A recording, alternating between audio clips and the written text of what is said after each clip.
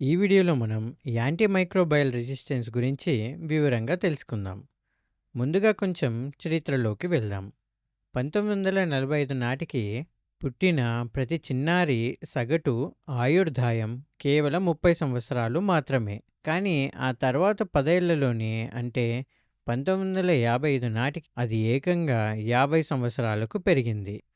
మరి సగటు మనిషి ఆయుర్దాయాన్ని అంతలా పెంచేసిన ఆ 10 ఏళ్లలో అసలేం జరిగిందో ఇప్పుడు చూద్దాం.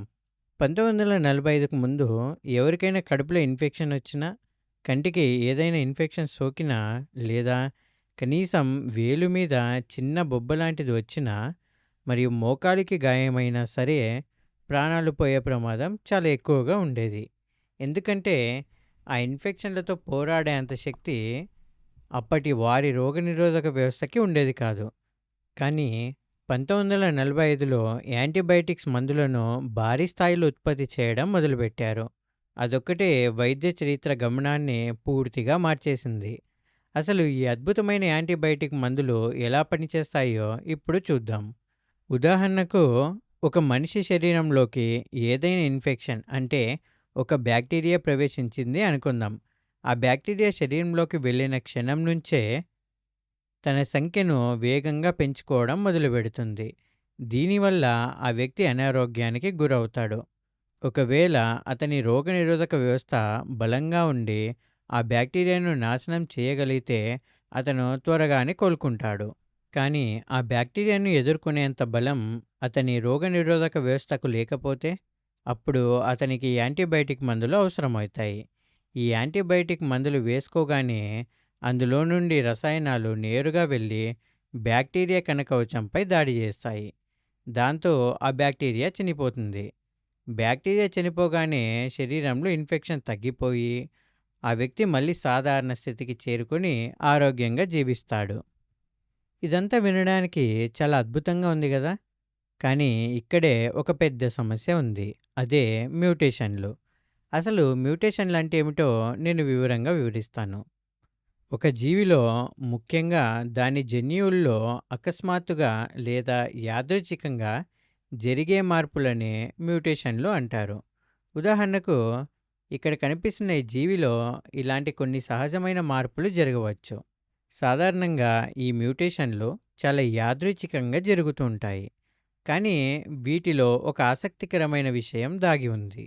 ఈ మ్యూటేషన్లను ఒక తరం నుండి మరొక తరానికి బదిలీ అవుతాయి. కాబట్టి ఈ జీవి పునరుత్పత్తి చేసినప్పుడు వాటికి పుట్టే పిల్లలకు కూడా ఇవే లక్షణాలు వస్తాయి. దీనికి కారణం, ఈ మ్యూటేషన్లను ఆ జీవి యొక్క డిఎన్ఏలో నిక్షిప్తమై భవిష్యత్ తరాలకు వెళ్తాయి. వినడానికి చాలా ఆశ్చర్యంగా ఉంది కదా! ఇలా రకరకాల మ్యూటేషన్లు జరగవచ్చు. అవి ఒకే రకంగా ఉండొచ్చు లేదా మరొక రకంగా కూడా ఉండొచ్చు. కానీ అప్పుడప్పుడు జరిగే కొన్ని అరుదైన మార్పులు ఆ జీవికి ఒక ప్రత్యేకమైన మనుగడ సామర్థ్యాన్ని ఇస్తాయి. ఇది మీకు కాస్త గందరగోళంగా అనిపించవచ్చు. నేను స్పష్టంగా వివరిస్తాను. మనం ఇంతకు ముందు చెప్పుకున్న ఉదాహరణకు మళ్ళీ వెళ్దాం. ఇన్ఫెక్షన్ సోకిన వ్యక్తికి యాంటీబయాటిక్ ఇచ్చారు కదా! ఆ మందులోని రసాయనాలు వెళ్ళి బ్యాక్టీరియా కణకవచంపై దాడి చేసి వాటిని వెంటనే చంపేస్తాయి. కానీ ఈసారి ఇక్కడ ఒక విభిన్నమైన పరిస్థితి ఎదురవుతుంది. మిగతావన్నీ చనిపోయినా ఒక బ్యాక్టీరియా మాత్రం ఇక్కడే ప్రాణాలతో మిగిలిపోయింది. మందులోని మిగిలిన భాగం ఆ బ్యాక్టీరియాపై దాడి చేయడానికి వెళ్తుంది. కానీ ఈసారి ఫలితం వేరుగా ఉంటుంది. ఈ యాంటీబయాటిక్ ఆ బ్యాక్టీరియాపై దాడి చేయడానికి ప్రయత్నించినా విఫలం అవుతుంది. ఇలా ఎందుకు జరుగుతుందంటే, ఆ బ్యాక్టీరియాలోని కణకవచం మ్యూటేషన్ చెందింది. అంటే యాంటీబయాటిక్ను ఎదిరించి దానిపై గెలిచేలా అది తనను తాను మార్చుకుందన్నమాట. ఇలా మ్యూటేషన్ వల్ల జరిగే ఈ మార్పునే యాంటీబయాటిక్ రెసిస్టెన్స్ లేదా యాంటీమైక్రోబయల్ రెసిస్టెన్స్ అని అంటారు. ఒకసారి ఆలోచించండి. ఈ బ్యాక్టీరియా మ్యూటేషన్ల కారణంగా తనకు తానుగా ఒక బలమైన రక్షణా కవచాన్ని ఏర్పరచుకుంది. ఇప్పుడు అది యాంటీబయాటిక్ను సునాయాసనంగా ఎదుర్కొని ప్రాణాలతో ఉండగలదు. ఇది నిజంగా చాలా భయానకమైన విషయం. ఎందుకంటే ఈ బ్యాక్టీరియా పునరుత్పత్తి చెందితే దాని నుండి పుట్టే కొత్త బ్యాక్టీరియాలకు కూడా యాంటీబయాటిక్‌ను ఎదిరించే శక్తి సహజంగానే వచ్చేస్తుంది.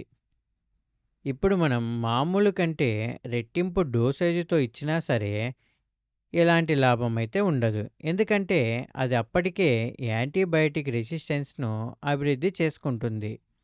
కాబట్టి సులభంగా ఆ మందును ఓడించేస్తుంది. సరే, మరి దీనికి పరిష్కారం ఏంటి? మొదట్లో మనం ఏం చేశామంటే దీనికోసం కొత్త యాంటీబయాటిక్‌ను కనిపెట్టడం మొదలుపెట్టాం. అలా మనం తయారు చేసిన ఒక కొత్త రకం మందు 5 ఏళ్ల పాటు అద్భుతంగా పనిచేసింది. ఆ తర్వాత ఈ బ్యాక్టీరియాలు ఆ మందును కూడా ఎదుర్కోవడం నేర్చుకున్నాయి. అప్పుడు మనం మళ్ళీ ఇంకొక కొత్త మందుని తయారు చేసాం. ఇది కూడా బాగానే పనిచేసింది. ఇలా అవసరం వచ్చినప్పుడల్లా కొత్త మందులు కనిపెట్టుకుంటూ పోదాంలే అని మనం అనుకున్నాం.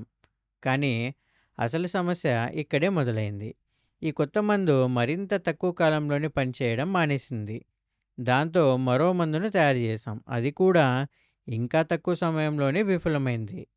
దీన్ని బట్టి ఇలా ఎప్పటికప్పుడు కొత్త యాంటీబయాటిక్స్‌ని తయారు చేయడం కేవలం తాత్కాలిక పరిష్కారం మాత్రమే అని మనకు అర్థమైంది.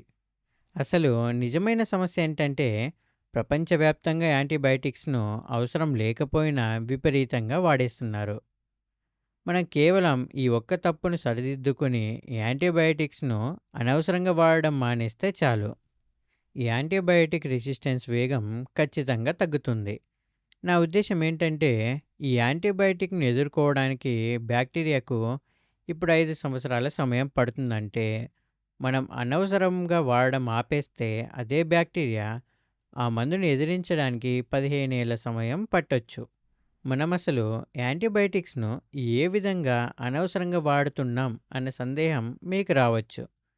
ఆ విషయాలేంటో ఇప్పుడు చూద్దాం.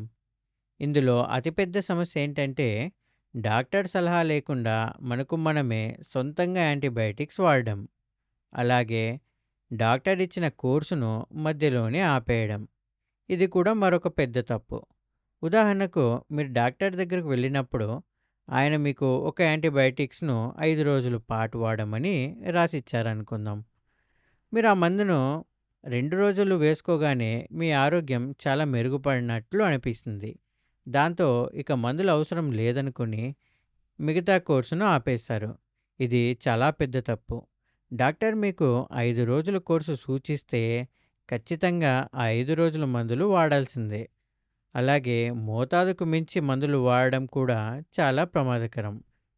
ఇలా చేయడం వల్లే బ్యాక్టీరియాలు చాలా వేగంగా యాంటీబయాటిక్ రెసిస్టెన్స్‌ను పెంచుకుంటున్నాయి.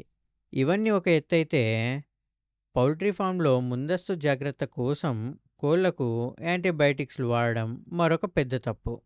ఇది ఎలాగో వివరిస్తాను.